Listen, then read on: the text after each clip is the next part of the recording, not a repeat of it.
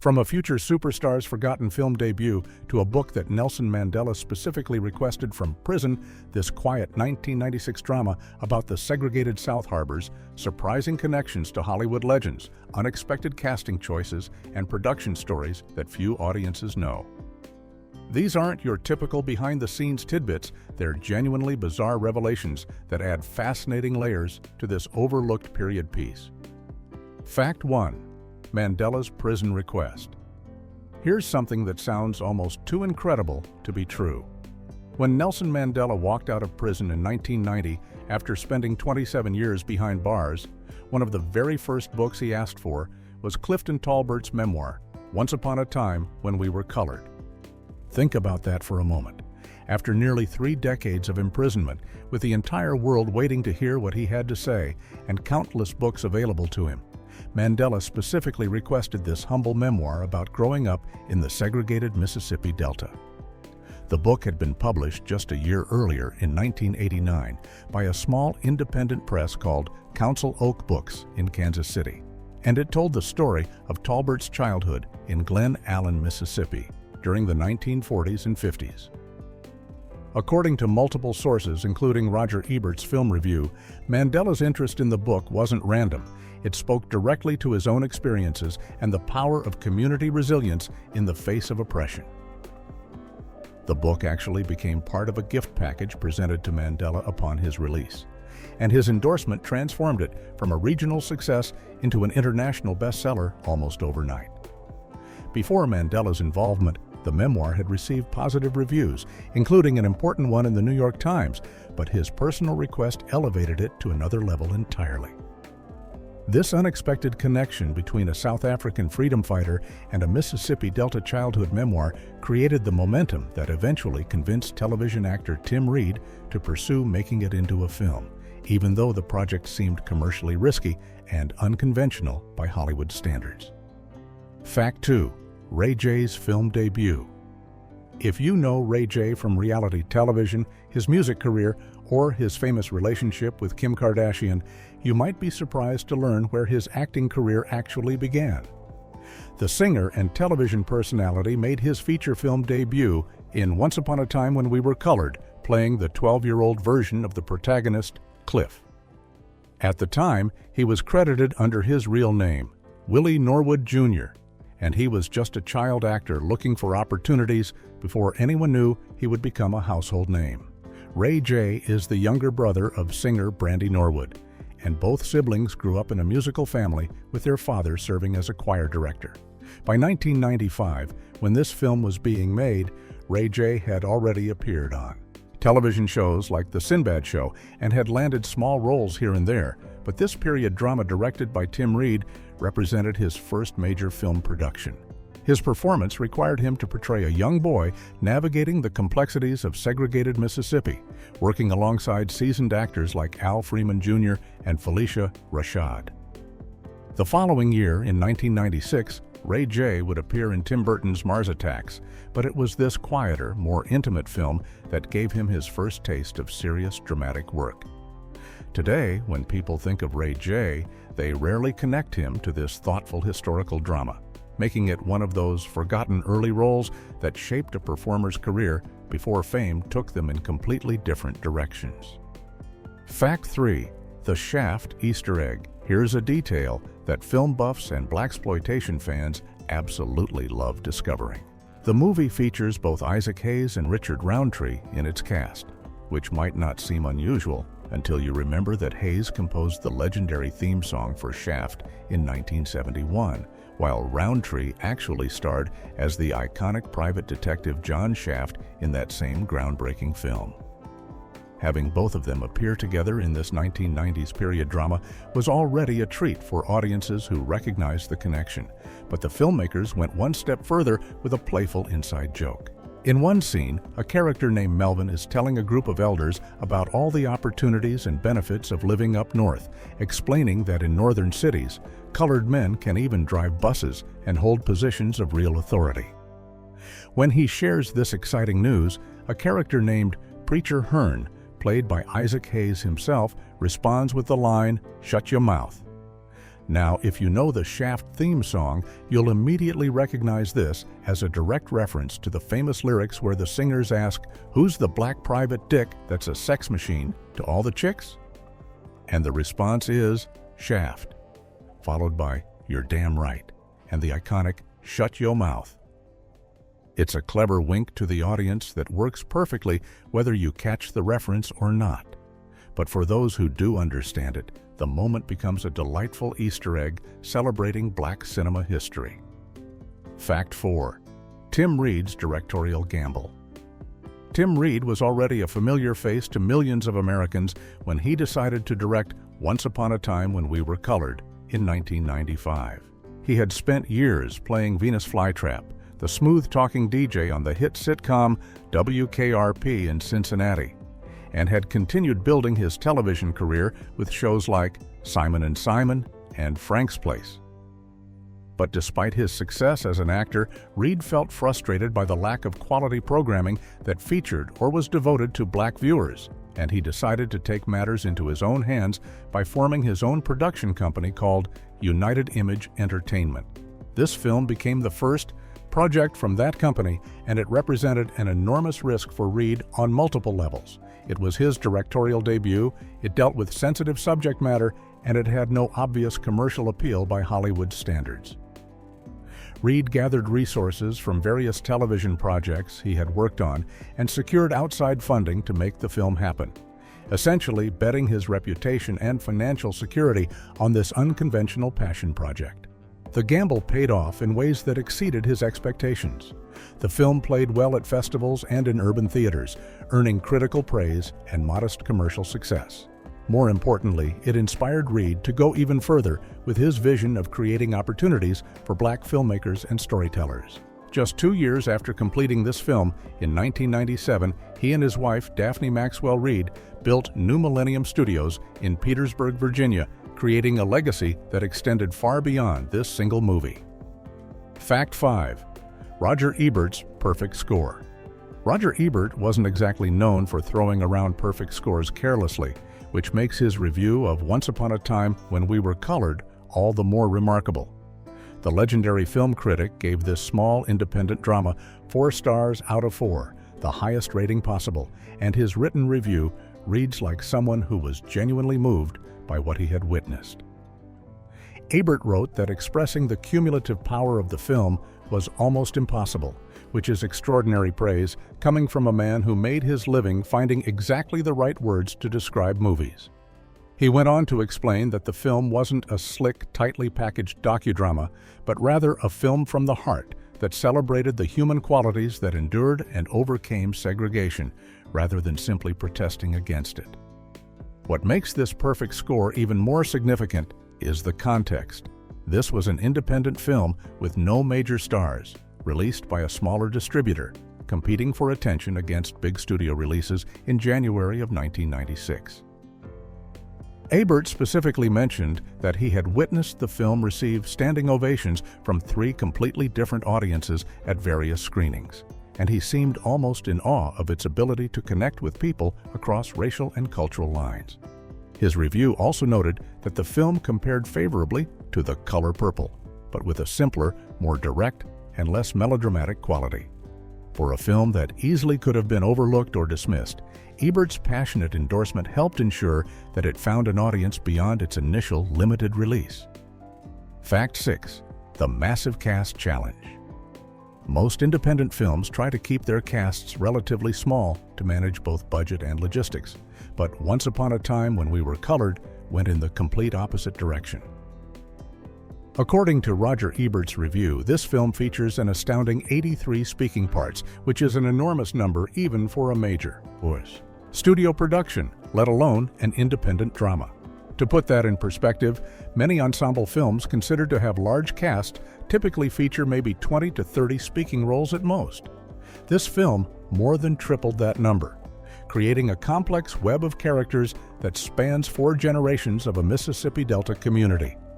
The decision to include so many characters wasn't just about making things complicated. It was essential to director Tim Reed's vision of showing an entire community rather than focusing on just a few individual lives.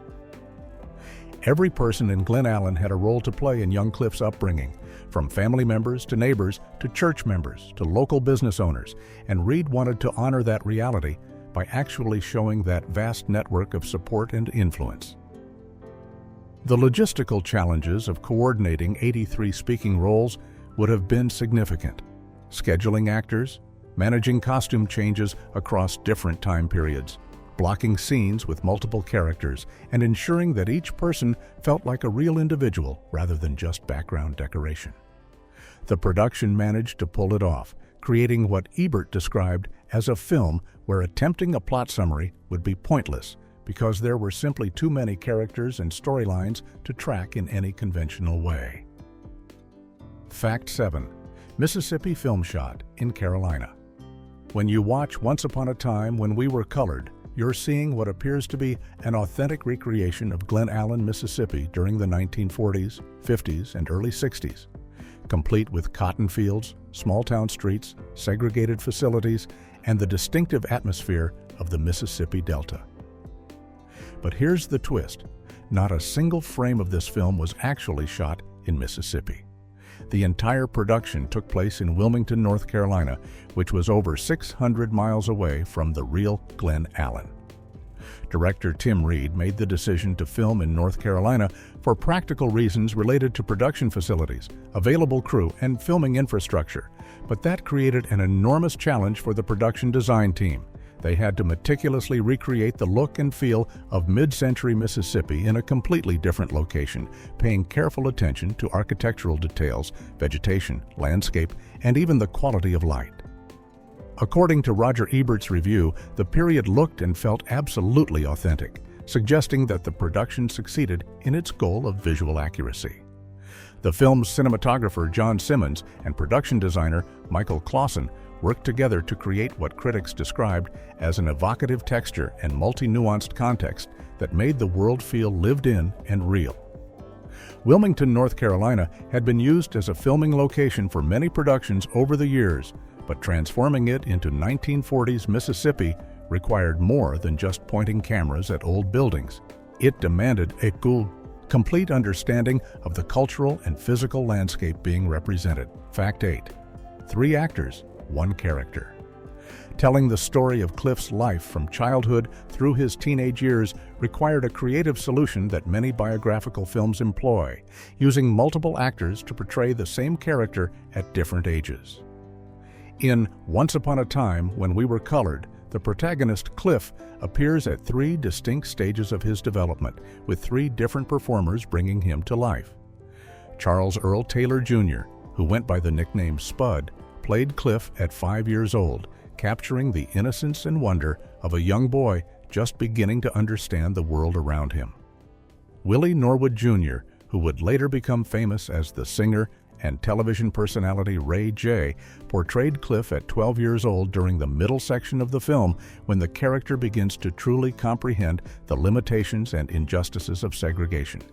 Finally, Damon Hines took over the role for the 16-year-old Cliff, showing the young man on the verge of leaving Mississippi for opportunities in the North.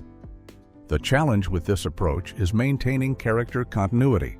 Each actor needed to convey the same essential personality and spirit while also showing how the character had grown and changed through his experiences.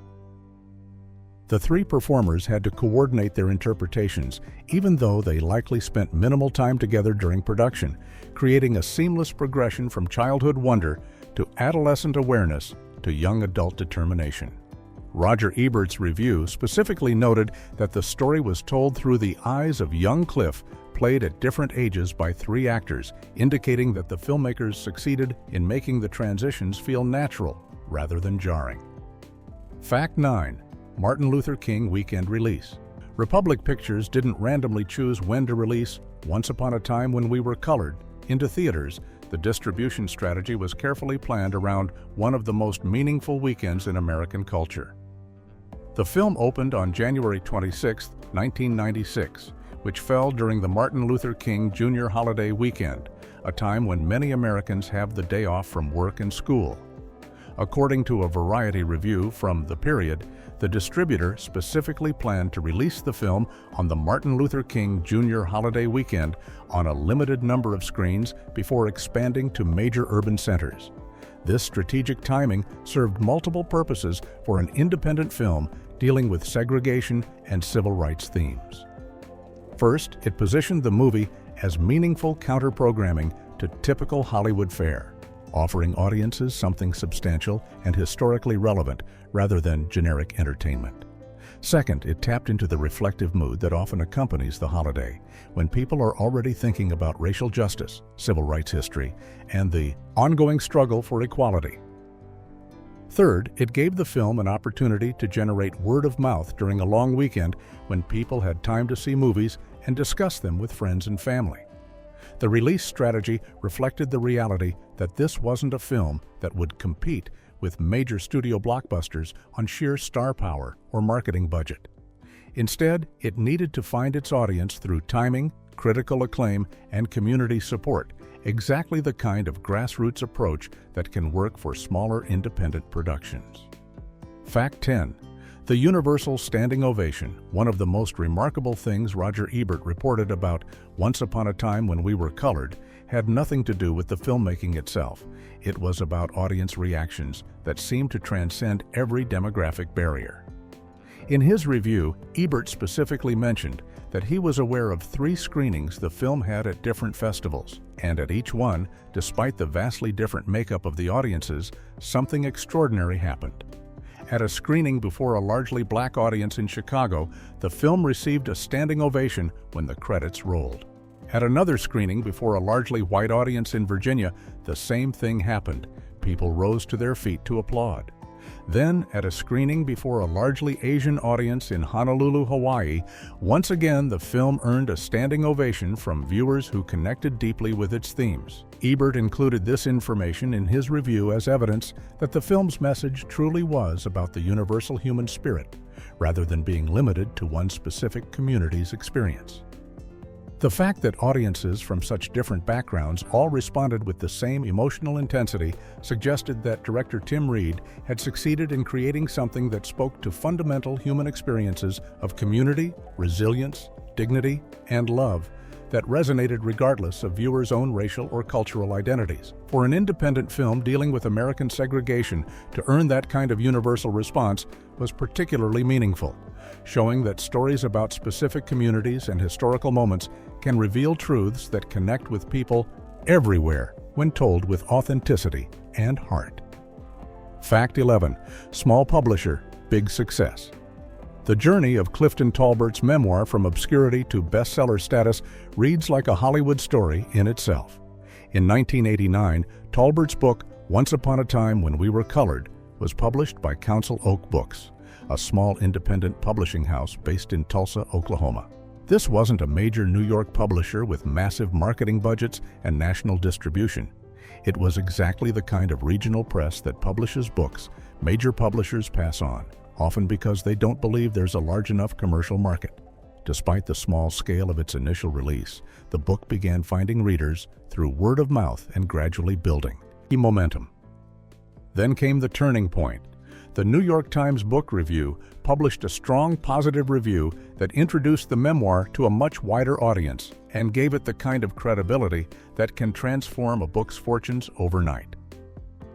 The review acknowledged that Tolbert's portrayal of segregated Mississippi appeared more pleasant than some readers might expect, but praised the book for its charm and its focus on the bonds of family and community, rather than dwelling exclusively on oppression and violence.